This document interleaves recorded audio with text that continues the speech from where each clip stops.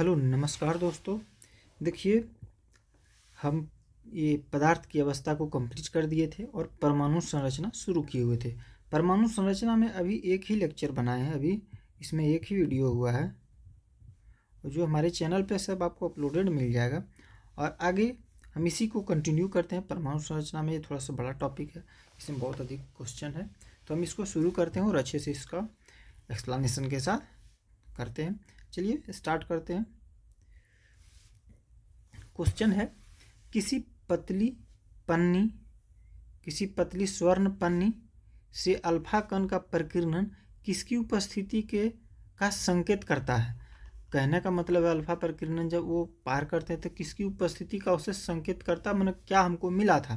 Question का मतलब यही हुआ, किसी परमाणु के अंदर इलेक्ट्रॉन, किसी परमाणु के अंदर प्रोटॉन, किसी परमाणु के भीतर, किसी परमाणु के केंद्र में धनावेशित नाभिक या फिर स्वर्ण के समस्थानिक। तो इसका आंसर हो जाएगा किसी परमाणु के भीतर धनावेशित नाभिक। जो रदरफोर्ड का जो ये हुआ था तो उसमें इस टाइप का था और उसमें वो सोने की पन्नी को ऐसे किए हुए थे, ऐसे करके ऐसे पार किए हुए, तो बहुत अधिक कण पार हुए और कुछ कण विचलित हो गए थे।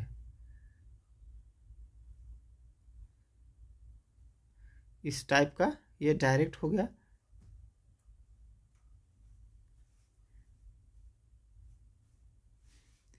इस टाइप का हुआ था।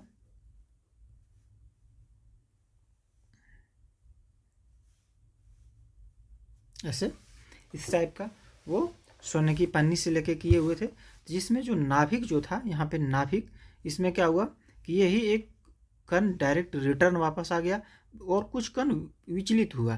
तो इसी से रदरफोर्ड साहब को यह पता चला कि अत्यंत सूक्ष्म कण जो है, जो परमाणु का केंद्रक है, वहाँ धनावेशित भाग है और बाकी जो जगह है, बाकी ज़्यादातर जगह खाली है। इससे यही पता चला था। तो आगे देखते हैं। और इसमें देखिए यहाँ पे रदरफोर्ड के प्रयोग ने यह दिखाया कि जब अल्फा कण एक पतली स्वर्ण पन्नी से टकराते हैं तो कुछ कण बड़ी कोण पर परावर्तित होते हैं। यह परावर्तन तब होता है जब नाभि के करीब पहुंचते हैं। कहने का मतलब जैसे यहाँ पे हुआ, यहाँ नाभि के करीब जब ऐसे पहुंचा तो वो कोण ऐसे मुड़ गया, लेकिन इसे संकेत दिया कि परमाणु का केंद्रक एक धनावेशित क्षेत्र है। यही यहाँ पे जो है ये धनावेशित क्षेत्र है, क्योंकि अल्फा कण जो है अल्फा कण ये धनावेशित है और धनावेशित को क्या करता है, रिफ्लेक्ट करता है और उसको पीछे धकेल दिया, जो नाभिक के रूप में जाना जाता है। इससे यह भी स्पष्ट होता है कि परमाणु में इलेक्ट्रॉन नाभिक के चारों ओर चक्कर लगाते हैं, जबकि नाभिक में प्रोटॉन और न्यूट्रॉन होते हैं। इससे ये पता चला कि नाभिक ये इलेक्ट्रॉन जो है ये चारों ओर कक्षा में चारों ओर क्या होता है, इलेक्ट्रॉन चक्कर लगाते हैं और यहाँ पे जो है ये कण ये होता है धनावेशित कण है। इससे ये भी पता चला था। चलिए आगे क्वेश्चन देखते हैं। आगे है, रदरफोर्ड के अल्फा कण प्रकीर्णन प्रयोग से निम्नलिखित में से कौन सा निष्कर्ष नहीं निकाला जा सकता था। कहने का मतलब है जो वो प्रयोग किए उसमें ऐसा इसमें से कौन सा छांटना है जिसे ये प्रयोग से पता नहीं चला था, ये क्वेश्चन में है। परमाणु में अधिकांश स्थान रिक्त है, ये तो पता चला था।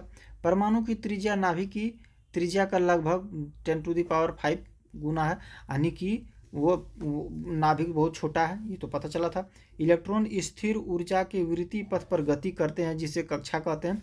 परमाणु का लगभग संपूर्ण द्रव्यमान नाभिक में होता है, ये पता चला था। और ये विवृति पथ में गमन करते हैं या कैसे करते हैं, ये चीज़ पता नहीं चला था। यही इसका आंसर होगा। तो उसमें ये पता नहीं, उसमें तो ये बात पता चला था हालांकि जो इलेक्ट्रॉन चक्कर लगाते हैं, लेकिन विवृतीय पथ में चक्कर लगाते हैं ये बात पता नहीं चला था। विवृतीय पथ पे चक्कर काटते हैं ये बात पता नहीं चला था। तो इसको देखिए, रदरफोर्ड के प्रयोग से यह निष्कर्ष निकाला कि परमाणु में ये अधिकांश स्थान रिक्त है और नाभिक में लगभग पूरा द्रव्यमान होता है। हालांकि उन्हें यह नहीं बताया कि इलेक्ट्रॉन स्थिर कक्षा में चलते हैं, वो ही नहीं करे, वो प्रीति कक्षा और स्थिर कक्षा की उनको जानकारी नहीं था। यह जानकारी बाद में नील्स बोर द्वारा विकसित की गई थी। नील्स बोर का जब सिद्धांत आया तो उसमें पता चला कि परमाणु की एक निश्चित कक्षा में चक्कर काटते हैं। आगे देखते हैं, नाभिक की खोज। अगला क्वेश्चन है कि नाभिक की खोज के लिए रदरफोर्ड ने जब धातु के पतले, इसको 2 बार लिखा गया है, पतले पत्र पर अल्फा कण, पतले वो पत्र जो था अल्फा कणों की बौछार की तो क्या हुआ था? ये अधिकांश अल्फा कण धातु की पन्नी को बिना विक्षेपित के पार कर चले गए थे। ये बात तो सही था।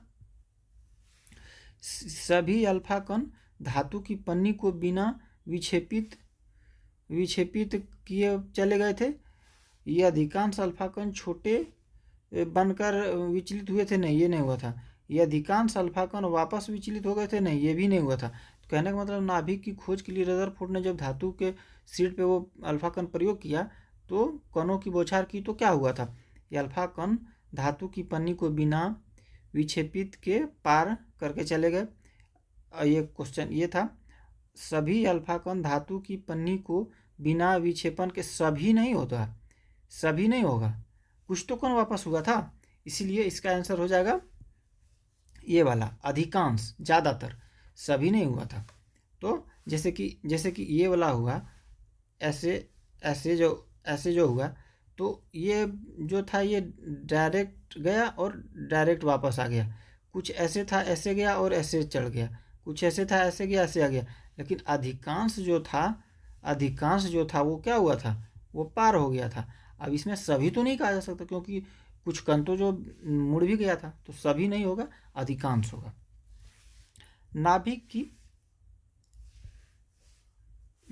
की खोज के लिए रदरफोर्ड ने जब धातु के पतलेपन पर अल्फा कण की बौछार की तो अधिकांश अल्फा कण धातु की पन्नी को बिना विक्षेपित करके पार करके चले गए थे। वही अधिकांश होगा, सभी नहीं होगा। इसमें देखिए क्या था, सभी, इसीलिए ये क्वेश्चन गलत हो गया, ये नहीं होगा। आगे है, नाभिक के धनावेशित होने की खोज की थी, कि नाभिक धनावेशित है, ये कौन खोजा था? थॉमसन ने, रदरफोर्ड ने, बोहर ने, चैडविक ने। तो ये भी तो बात खोजा था रदरफोर्ड साहब ने खोजे थे, क्योंकि यही ना अल्फा कण पार किया जो उसको पता चला कि वो धनावेशित है। इसको इसलिए पता चल गया क्योंकि जो अल्फा कण डाला वो भी पॉजिटिव और अंदर वाला भाग वो पॉजिटिव, तो उसको रिफ्लेक्ट करके बाहर कर दिया। तो ये रदरफोर्ड के द्वारा पता चला था। नाभिक की याद होने की अवधारणा सबसे पहले रदरफोर्ड ने 1912 में प्रतिपादित की थी। आगे है, एक परमाणु के 3 आधारभूत अवयव कौन से हैं? एक परमाणु के 3, कहने का मतलब है कि परमाणु में 3 अवयव कौन कौन से हैं, कहने का मतलब यही हुआ। तो क्या हो जाएगा? प्रोटॉन, न्यूट्रॉन व आयन नहीं, प्रोटॉन, न्यूट्रॉन व इलेक्ट्रॉन, प्रोटियम, ड्यूटेरियम और ट्राइटियम नहीं, ये तो हाइड्रोजन का समस्थानिक है। प्रोटियम, न्यूट्राइन और आयन नहीं, ये भी नहीं होगा। तो इसका आंसर हो जाएगा ये, प्रोटॉन, न्यूट्रॉन और इलेक्ट्रॉन। प्रोटॉन, इलेक्ट्रॉन और इलेक्ट्रॉन ये तीनों परमाणु में रहता है, जहाँ जिसमें कि proton plus neutron, proton plus neutron, ये दोनों नाभिक में रहते हैं, नाभिक में। और इलेक्ट्रॉन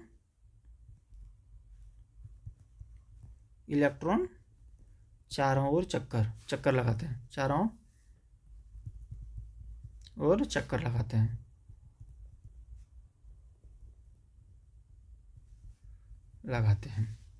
चलिए आगे देखते हैं। अच्छा, इसमें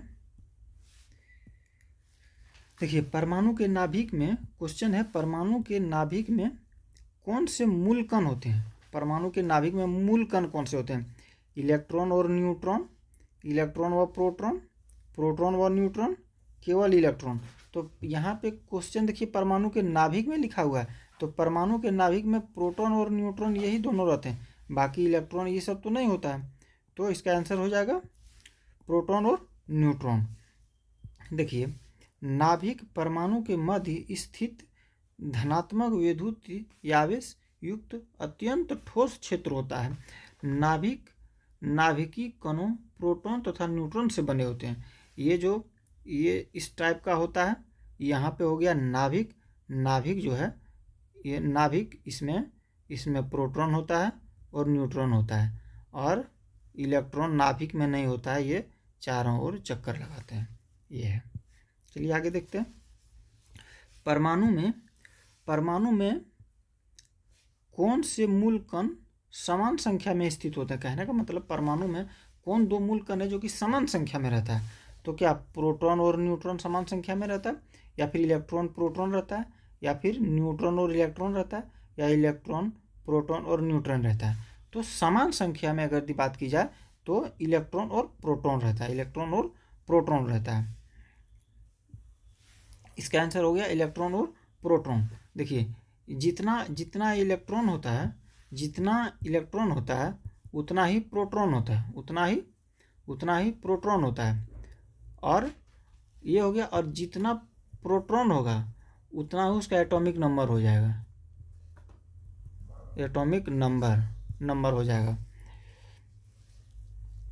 देखिए हालांकि जितना इलेक्ट्रॉन उतना प्रोटॉन, जितना प्रोटॉन उतना एटॉमिक नंबर, लेकिन इलेक्ट्रॉन की संख्या बराबर ये एटॉमिक नंबर हम नहीं कह सकते हैं, एटॉमिक नंबर नहीं कहते हैं। ऐसा क्यों?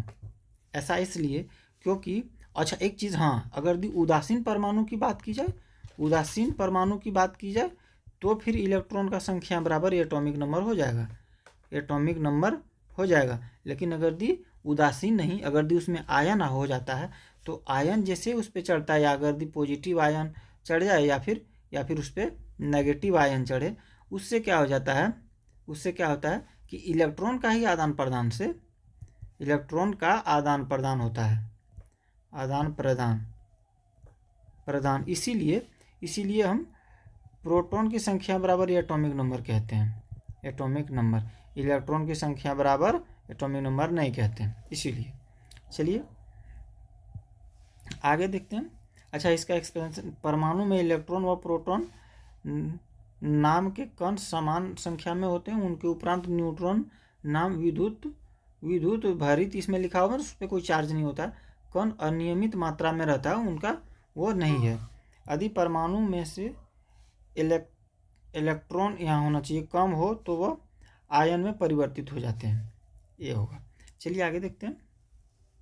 आगे है निम्नलिखित में से कौन एक अस्थायी कण है? अस्थायी नहीं है। तो इसमें देखिए शुरू में ऑप्शन दिया हुआ है इलेक्ट्रॉन, प्रोटॉन, न्यूट्रॉन या इनमें से सभी। तो अंदाजा अगर मारेगा तो लोग इलेक्ट्रॉन मार सकता है, लेकिन इनका आंसर इलेक्ट्रॉन नहीं होगा, इसका हो जाएगा आंसर न्यूट्रॉन। इसका आंसर हो जाएगा न्यूट्रॉन। अब कैसे, इसके बारे में समझते हैं कि इसमें लिखा हुआ अस्थायी कण, तो लोग माइंड लगाएगा और कहेगा कि इलेक्ट्रॉन जो है वही तो अस्थायी है, वो तो चलते रहता है, तो ये हो जाएगा पूरी तरह गलत। और न्यूट्रॉन, क्योंकि न्यूट्रॉन पे कोई चार्ज नहीं है, देखिए न्यूट्रॉन की खोज जेम्स चैडविक ने 1931 में की थी। न्यूट्रॉन एक आवेश रहित मूल कण है जो परमाणु के नाभिक में प्रोटॉन के साथ पाए जाते हैं। इसे n से दर्शाया जाता है, इस पर चार्ज नहीं है। आगे देखते हैं।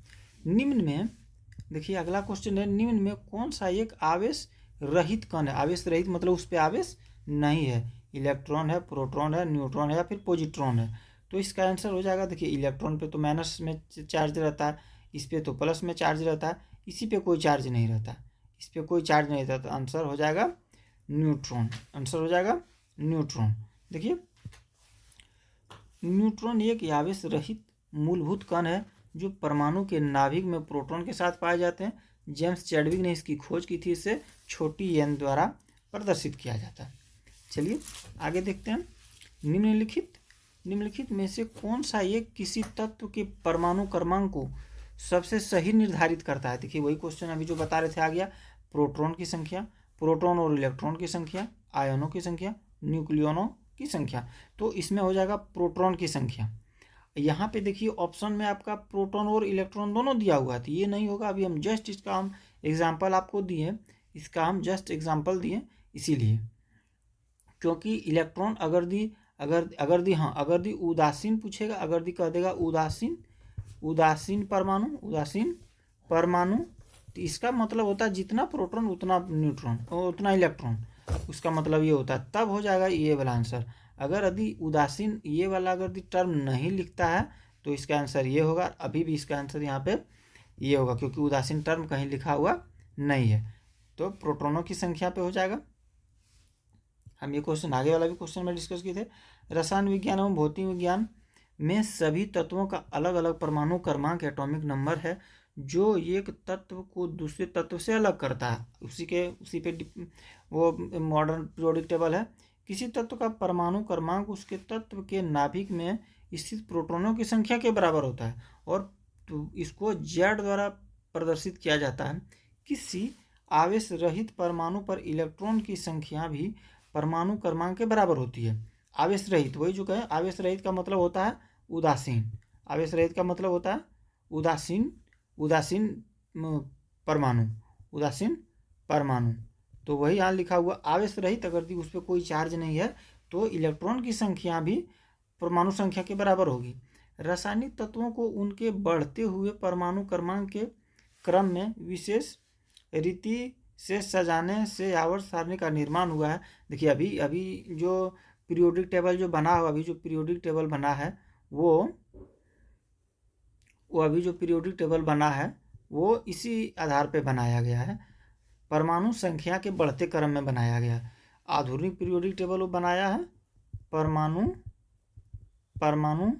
संख्या के बढ़ते क्रम